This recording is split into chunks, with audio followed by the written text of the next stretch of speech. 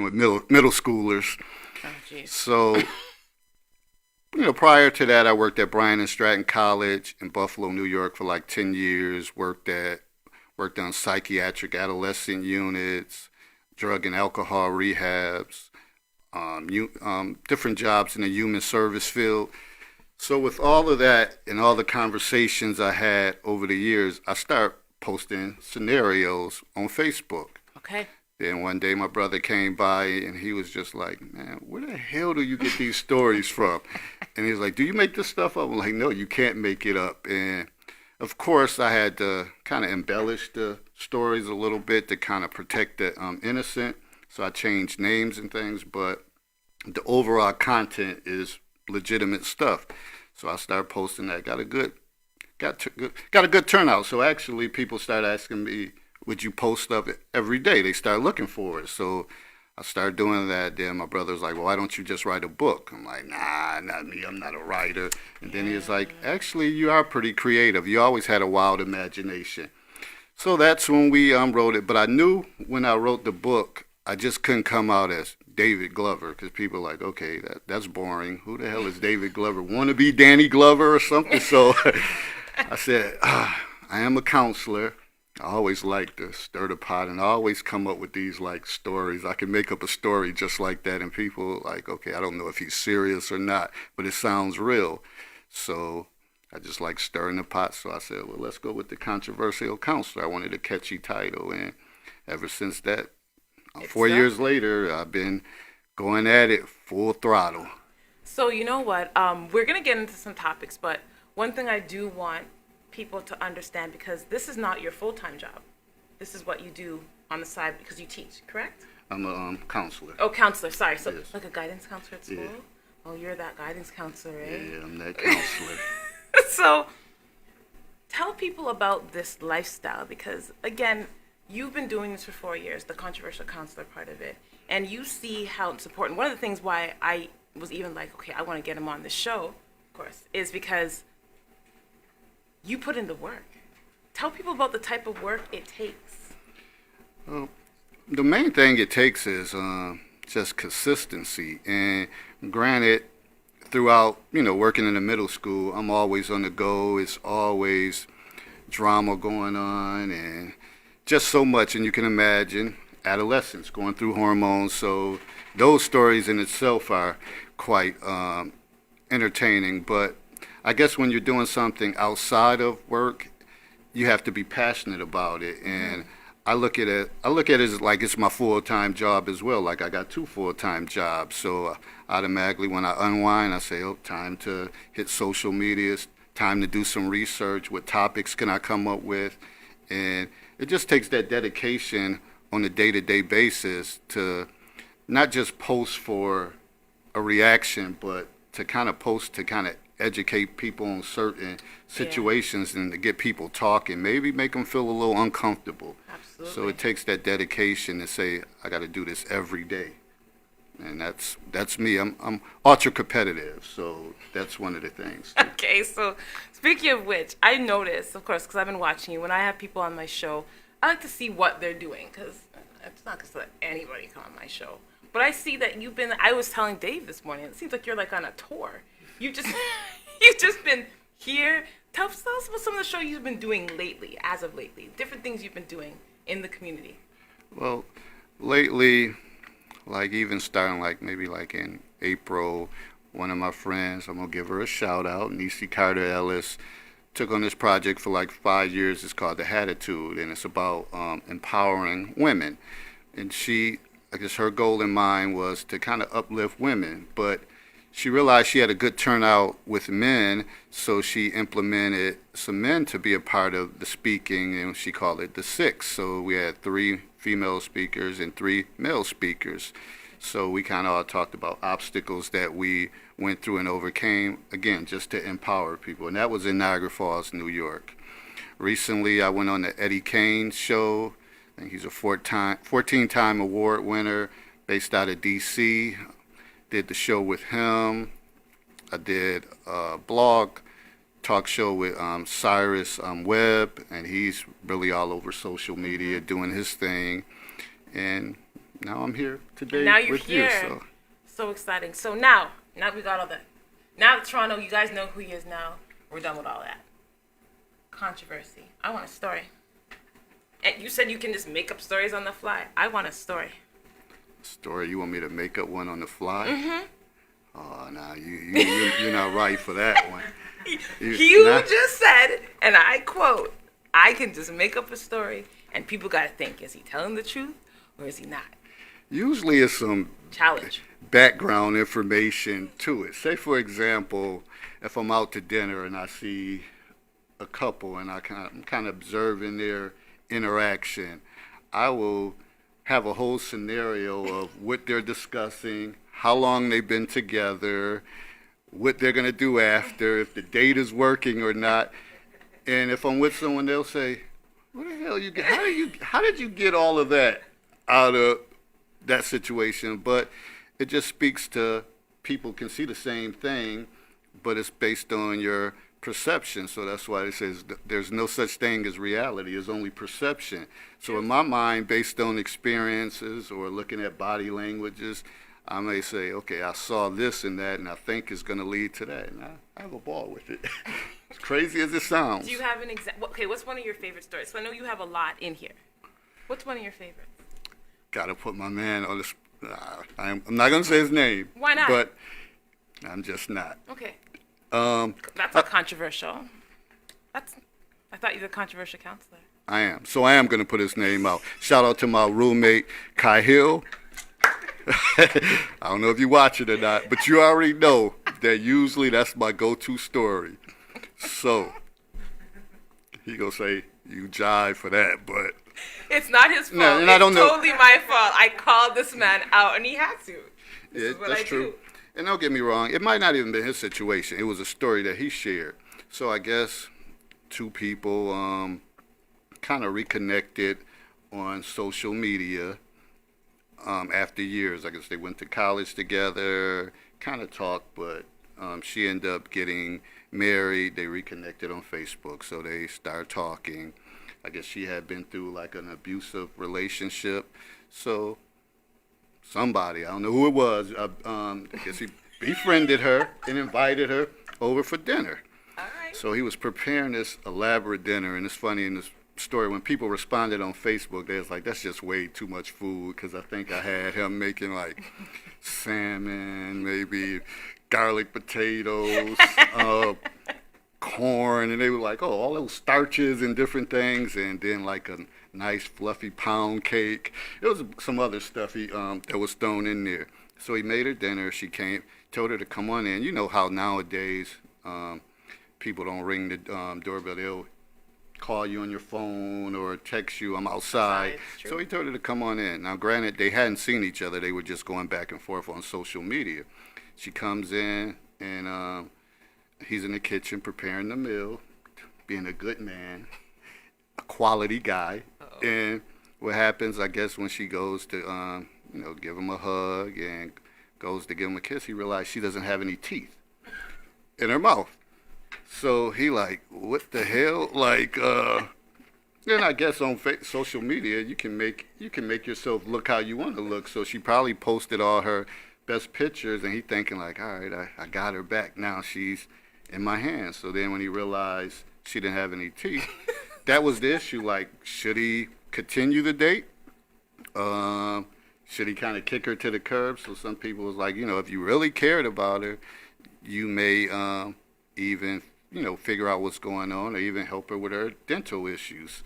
And then most people said he should continue to date, and then some guys, they answered, I'm not going to go there with the things that were going through the guys' head who responded, but you can get you can get the gist of it, what they were thinking. So, and that was that. Man, like, why do you guys even do it every time? Every time. Yeah. Here's my question. This is my concern. He made all this food. This girl got no teeth. She eat corn. I don't know. I'll have to follow up to see what was really the outcome in that. I need more information to the story. And that's what people wanted to know. Okay, was she on drugs or did that happen because of an abuse issue? But I think the beauty of it all is, again, you have a story which seems plain, but it could have been so much more to the reason why she didn't have teeth, which could have been like a comical situation, but also could be something Serious. sad and It's true. serious. It's Like she true. could have some disease, and It's true. so that's the funny part. Like I can make a story seem it'll be funny, but then There's a serious tone to the it sometimes. the punchlines kind of change, and then you're like, wow, that ended up being serious. That's sad or whatever. Now I That's feel me. bad. Yeah, you were laughing, cracking up too. I'm sorry. No, I wasn't laughing at her. Listen, I don't know if you're probably never going to see the video. I'm not laughing at you per se. I'm laughing at him. Because this man said this man made all this food. I just want to know how she ate anything. Anyhow, so let's move on around that situation. Classic story. I like it. Tell your friend I said big up himself. You say it's not your story, but probably was. What's his name again? Khalil? Kahil. Kahil. Sorry, bro. Sorry, Had- Kahil. Had to do it. Had to do it. So when we come back, we're going to take a little bit of a break, and we're going to jump into actually a topic that, well, you'll see when we get back. See you guys in a few minutes.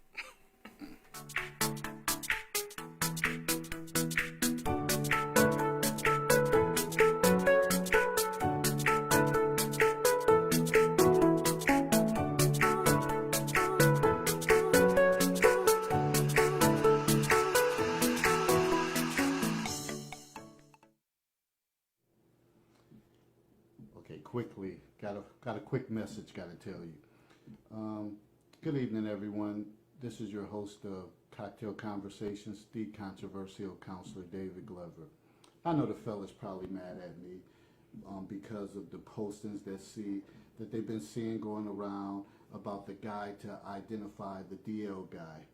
I know it seems like I'm breaking that man code, but I chose to go with another code or saying that my grandmother used to always say to me, to do right by people. So I decided that I was going to do right by women. I'm confused again because I don't understand how some of you men can have the most beautifulest women, precious, intelligent, strong-willed, great cooks, domestic, great mothers, and all that, and you choose to step out to deal with Tom or Melvin stinking ass. I don't understand it. What draws that attraction? Why do you go there? It makes absolutely no sense to me. So, because it didn't make sense to me, I decided I had to go out and do some research. And I decided also, not only that, I'm going to bring someone who's been working diligently to try to crack this code and try to figure out what the hell is going on with you guys. Welcome back, everybody. Welcome back. So, yes, I'm going to be dramatic. So, Troublemaker. I am. I will tell you the truth. I am. So, you raised some interesting points in that video. Yes, that was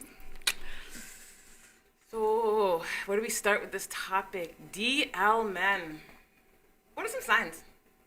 What can women look for with a DL man? a DL man. Some of the things. One of the things they may look for is just him not being kind of into you anymore. Unfortunately, he might be distant.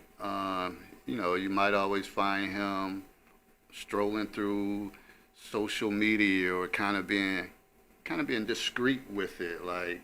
But I'm gonna say something to that because for most women, and this is why with that sign, I'm like, it's hard to decipher because for most women, I'm gonna speak for me specifically, I would instantly think it's another woman.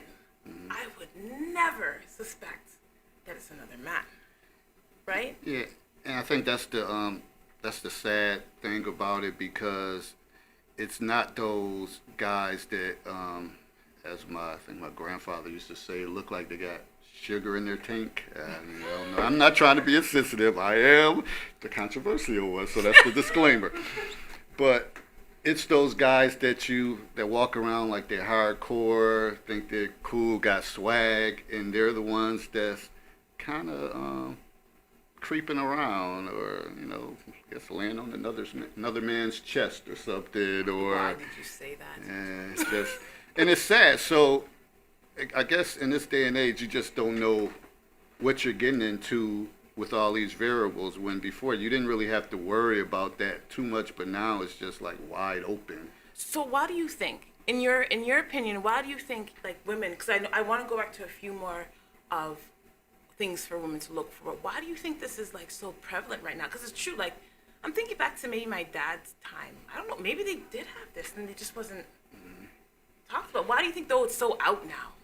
I think because of technology, social media, and people are getting exposed more easier. You have these different, I guess, secret groups, chat lines, and different things. And I don't think for the most part guys really want to come out like that, but there's so many ways to get exposed, and you just don't. You could be somewhere and you never know who's there, and then they put stuff out there. We live in a day of age that people like kind of like got you, like they're taking pictures of stuff, and it's just you kind of if that's your lifestyle, you kind of always got to be like looking over your shoulder All the time, yeah. and to know that it's out there, but yet people are still taking risk doing it. As far as guys, I just don't.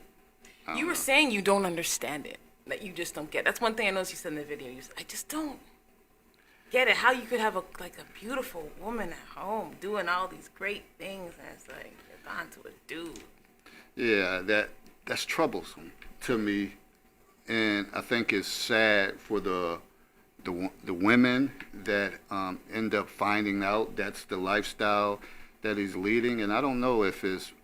I mean, I know that people are trying all types of weird drugs and pills and different things. If that's leading to it, but people are taking more risk and exploring more and doing more in this day and age. And you know how the saying, people always say, you're doing too much. People are doing too much. They're definitely doing too much. Fellas, if that's what you're doing way too much. And you may be better off just telling her. And I know some guys, they're selfish and they continue to want to have their cake and eat it too, but yet have their little fun in the sun or fun in the sheets or whatever you want to call it. Fun in the shade.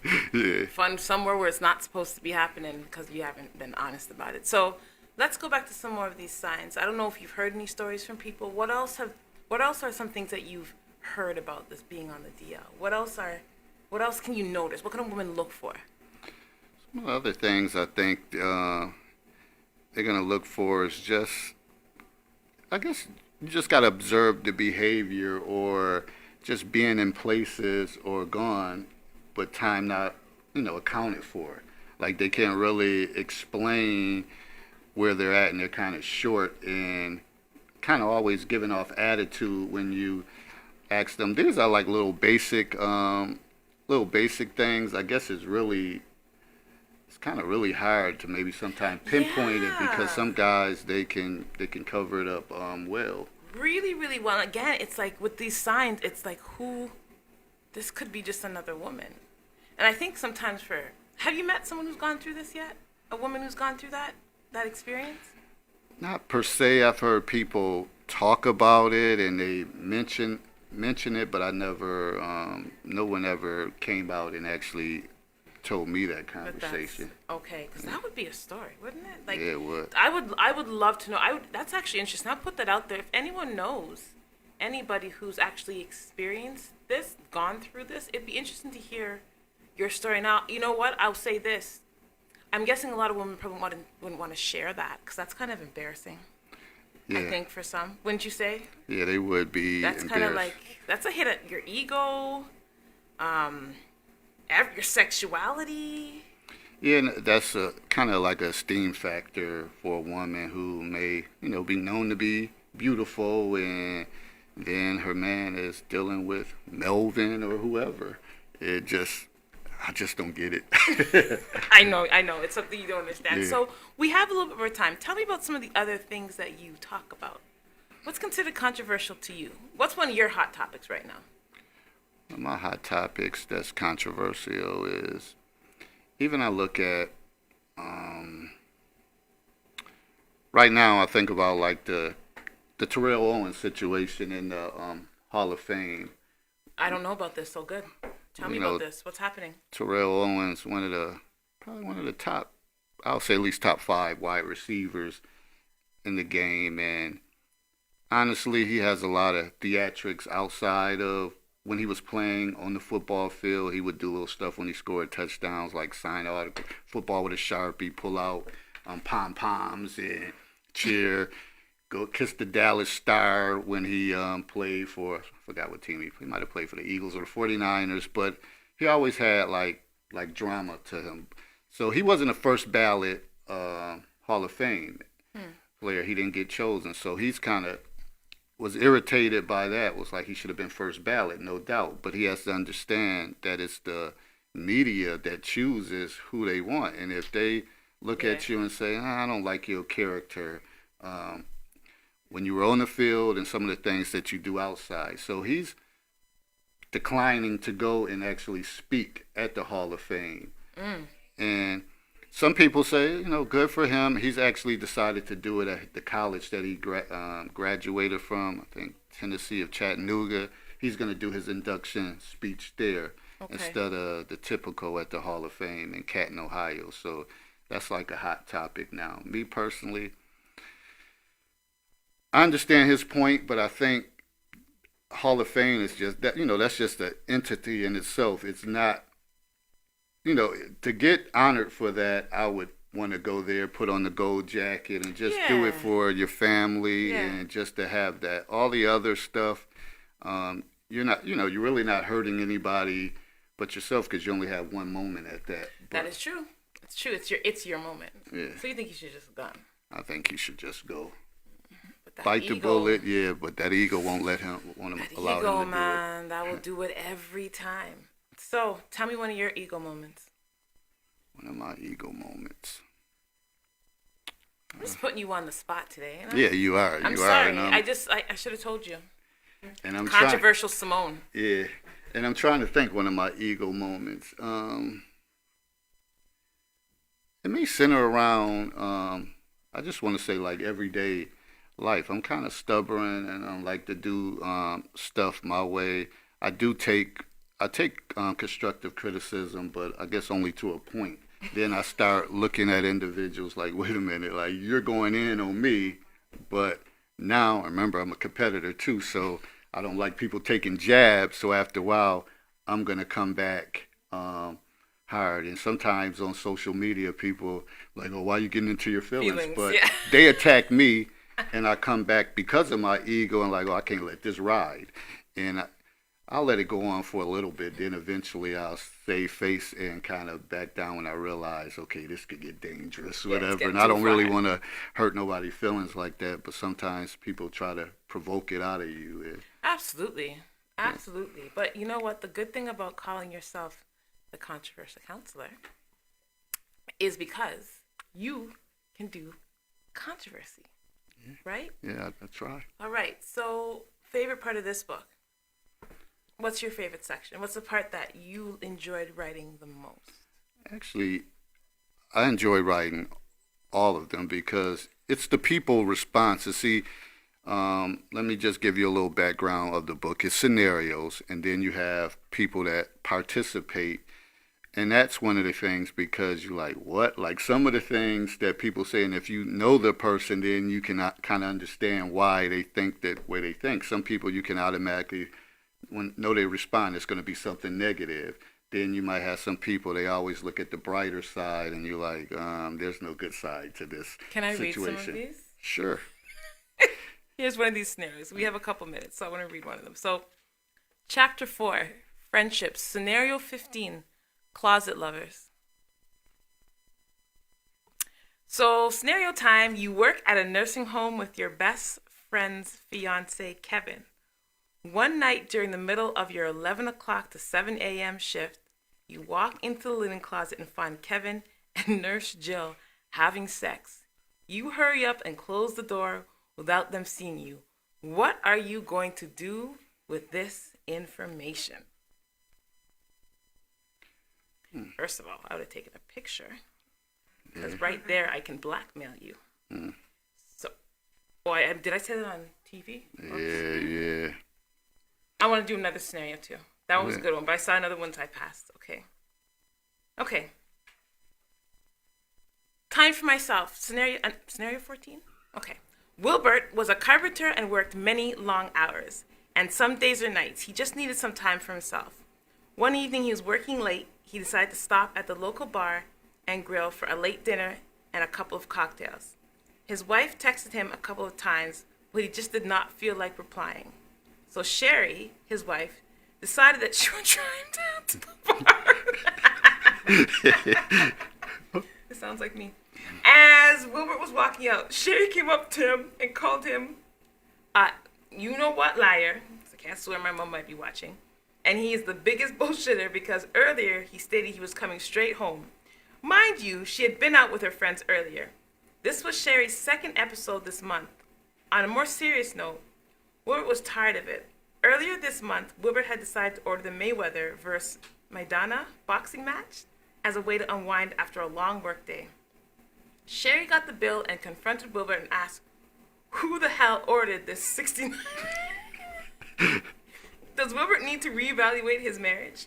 And why don't women give men the necessary space they require when they need it? That's interesting. Sherry sounds like me a little bit.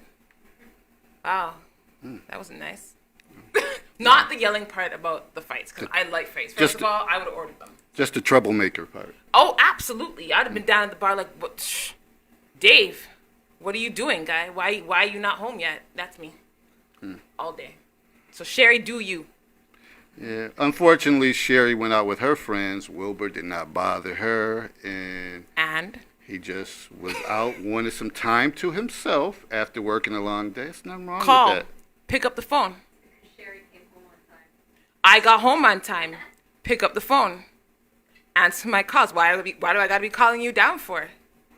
Why? So clearly she knew where he was going, and this was part of what he did. So she showed up there. So you could have just let him have that space. We all need it. Pick up the phone. That's all you need to do. Just say, I'm out. I'll talk to you soon. Boo-boo. Yeah, I guess you can, but you remember sometimes the ego, and sometimes men say, I wear the pants, and like, I don't got to check in with anyone. I run this show. All right. Then this is why I came down.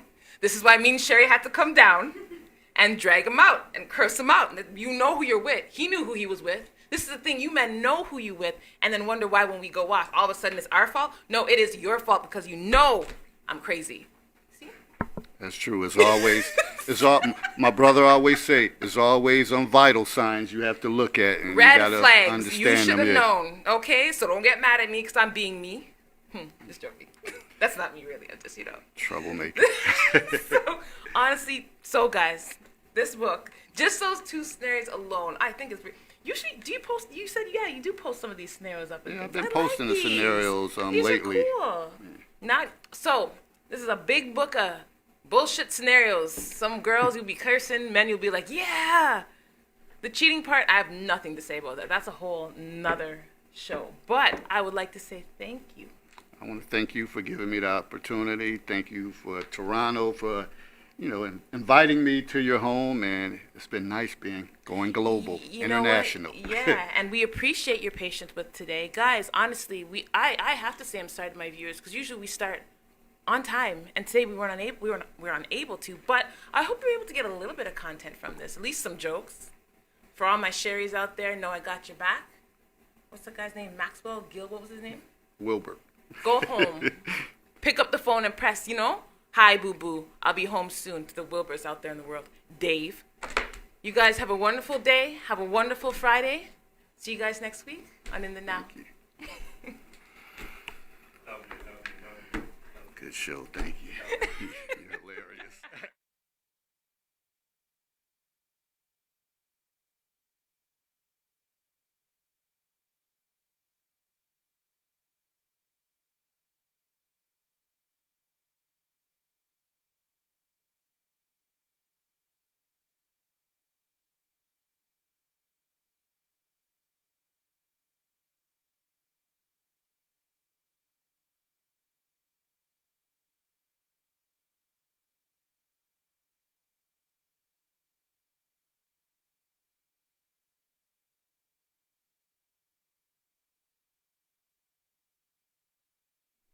So listen, yeah, I forgot I had something else to do, guys. But this is for you, community. I have some information, and I completely forgot to put it up because there's a lot happening today. But there are some jobs for. We have some students. Anyone who's looking for something to do this summer, if you have a week between the 22nd and the 30th, you can come to the RBC PGA at the Glen Abbey Golf Club. They are hiring.